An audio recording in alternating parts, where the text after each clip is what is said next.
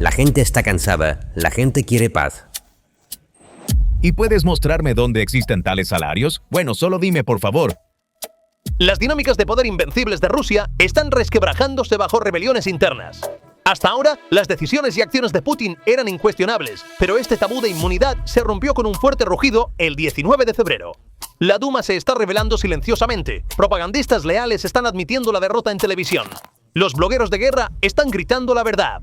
Rusia. La élite ahora cree que el costo del silencio es mayor que el costo de hablar. Volvamos a ese momento histórico cuando el régimen se quebró. El 19 de febrero, Nikolai Rybakov, líder del partido Yabloko, subió al podio en el Parlamento Federal de Tver y rompió el guión. Este no es un rincón aislado de Rusia. Está justo a las puertas de Moscú, una región a la sombra del asiento del poder. Una voz que se eleva desde aquí y resuena directamente en el corazón del Kremlin. Ahora, escuchemos esa rebelión impactante. Quieren vivir normalmente para que ellos, sus padres y sus hijos puedan vivir normalmente. Y creo que nuestro país merece esto. Lo merece. Mira, esto es una represalia directa, un desafío directo. Está ignorando toda la política de coerción del Kremlin y diciendo que la guerra debe detenerse. Así que esto es básicamente equivalente a admitir la derrota y enfrentarse al Kremlin. Durante 4 años, este enorme mecanismo obedeció cada orden, pero ahora ha comenzado a mostrar los dientes a su creador. Entonces, ¿por qué ahora? Porque no podían haber predicho que Ucrania podría resistir tanto tiempo o que el ejército ruso sería tan incompetente. Febrero de 2026 no es solo el 4º aniversario de la guerra, es un punto de quiebre cuando la sociedad rusa, en pánico y devastación, dijo, ¡basta ya! Manifestantes coreando en idioma extranjero. Los contraataques de Ucrania en los primeros 50 días de 2026 dejaron daños catastróficos en el corazón de Rusia. Refinerías ardieron, bases militares fueron atacadas.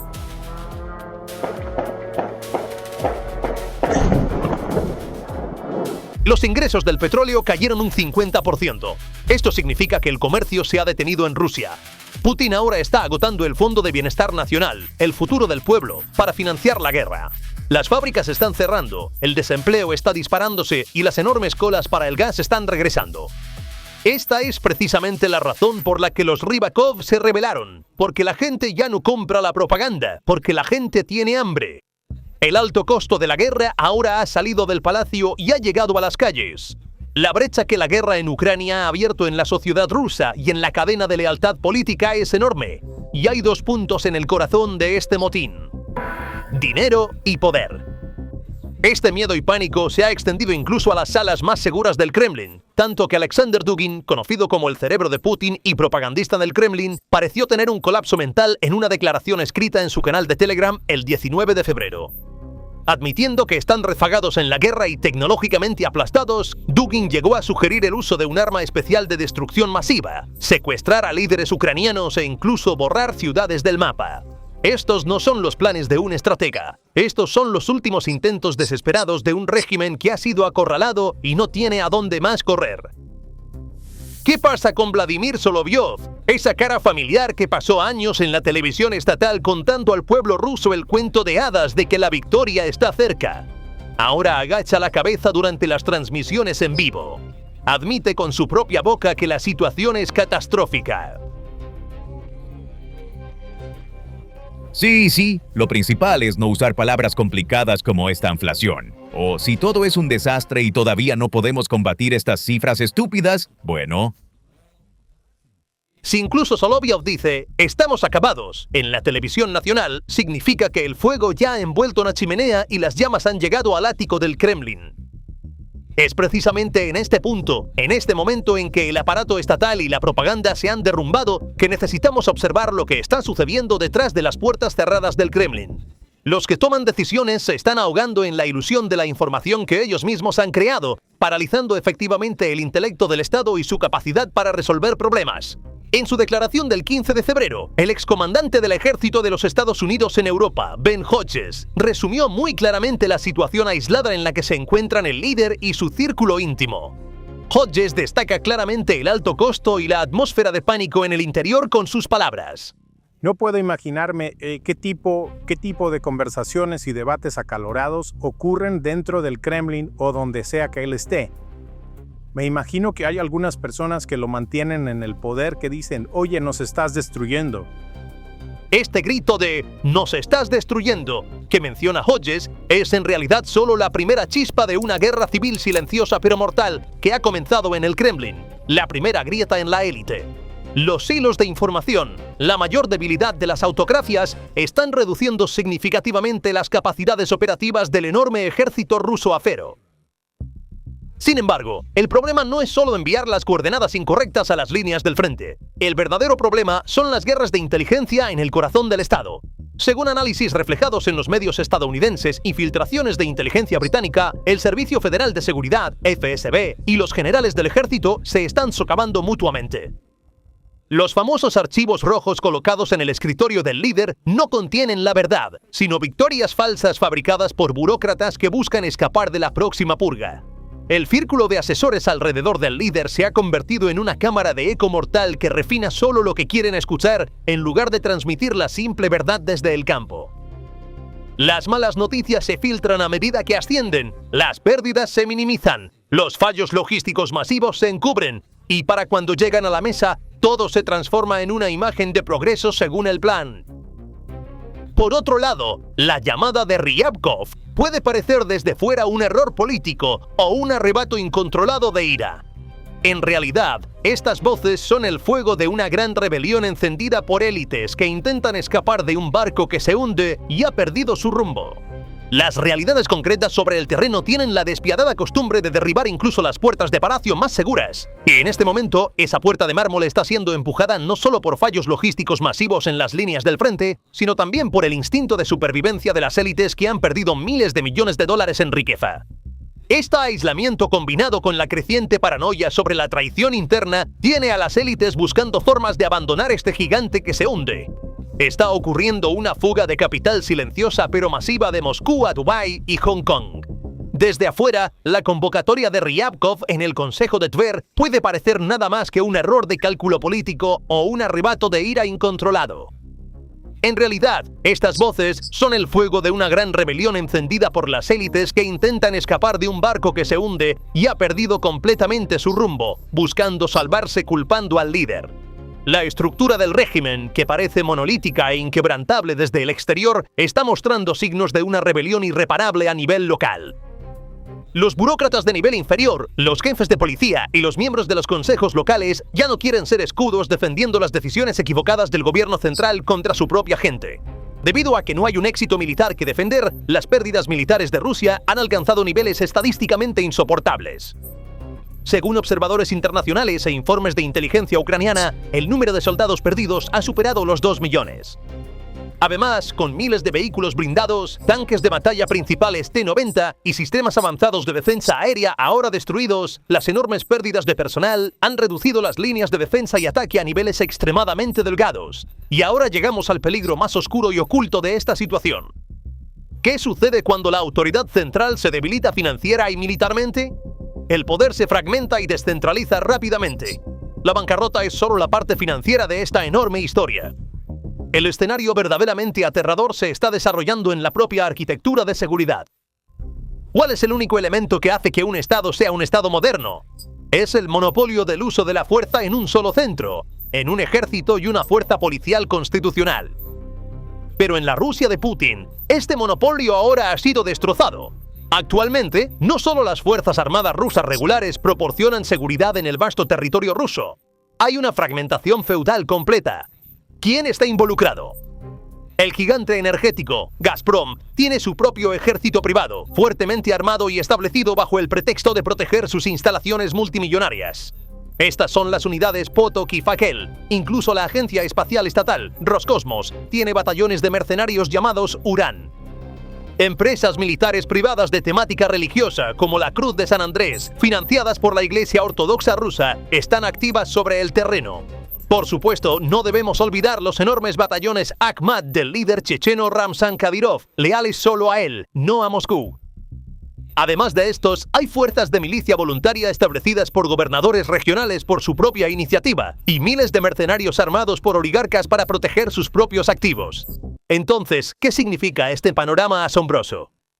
Cuando la traición y la lucha por el poder interna, como también señala Hodges, se desbordan en las calles, cuando la autoridad en el Kremlin está completamente paralizada, es entonces cuando el dinero se agota, la inflación explota y la cadena de mando desde el centro se descompone. En ese momento de ruptura, ¿hacia quién apuntarán sus armas estos cientos de miles de hombres armados? ¿Hacia Ucrania? Absolutamente no, completamente entre ellos. Esto está ahora al borde del caudillismo moderno. Cuando los generales en Moscú no puedan pagar a los soldados en el frente o en los cuarteles, esos soldados caerán bajo el mando del oligarca regional que les proporciona comidas calientes y dinero en efectivo. ¿Por qué crees que lucharán estos caudillos? ¿Por ideología? No, por control directo y dinero.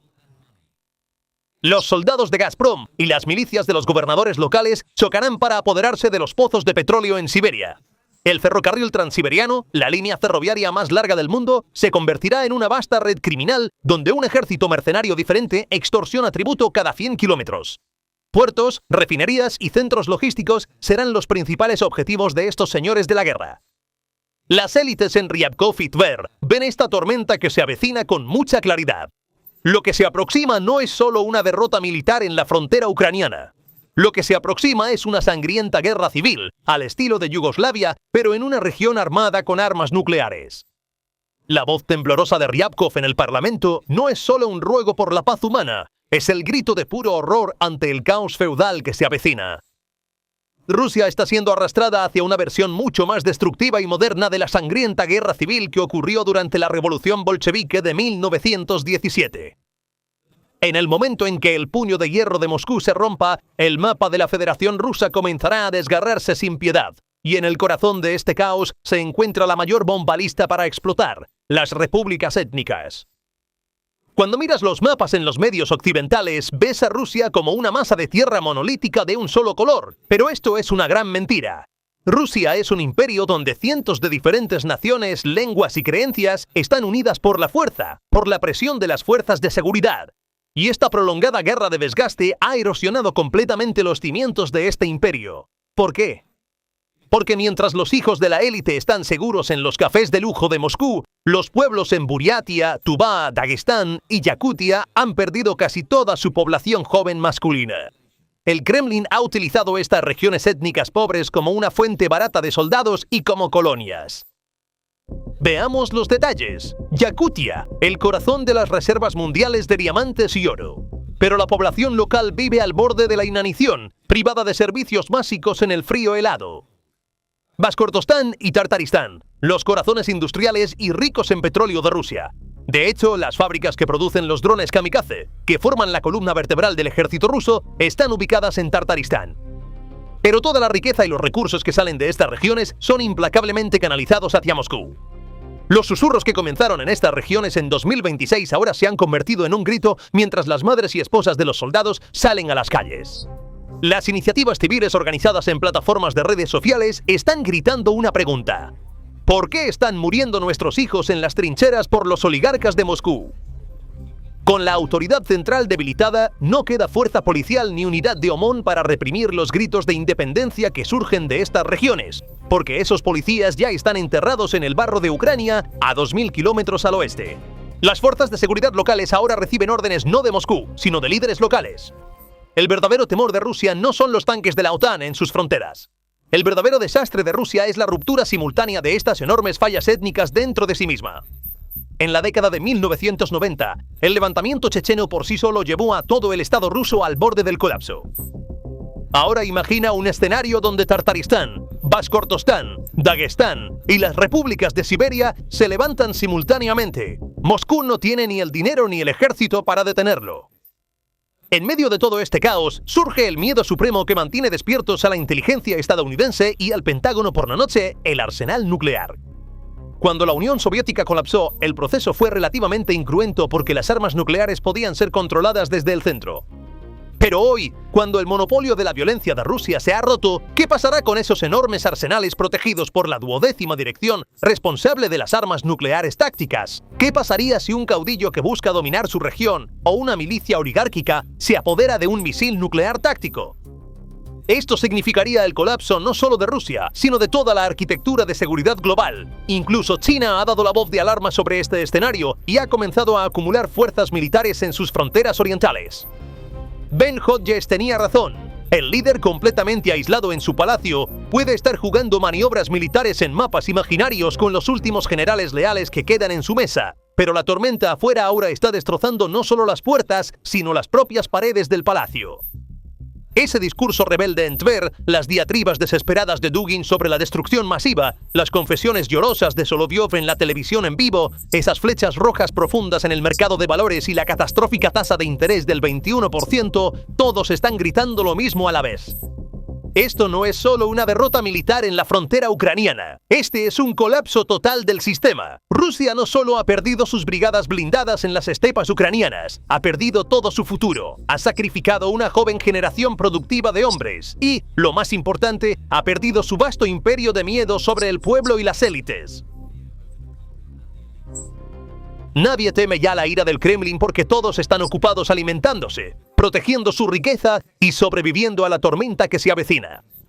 Los legisladores exigen respuestas desde el podio, los propagandistas lloran, la gente tiene hambre y está enojada, y el líder está más solo que nunca en su palacio.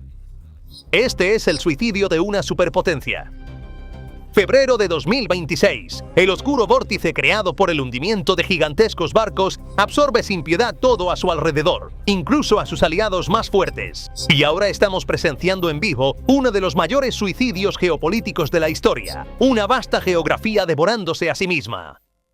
La guerra puede algún día terminar formalmente en una mesa diplomática con un acuerdo internacional sobre la frontera ucraniana, pero la verdadera guerra de Rusia apenas está comenzando dentro de sí misma en su propio territorio.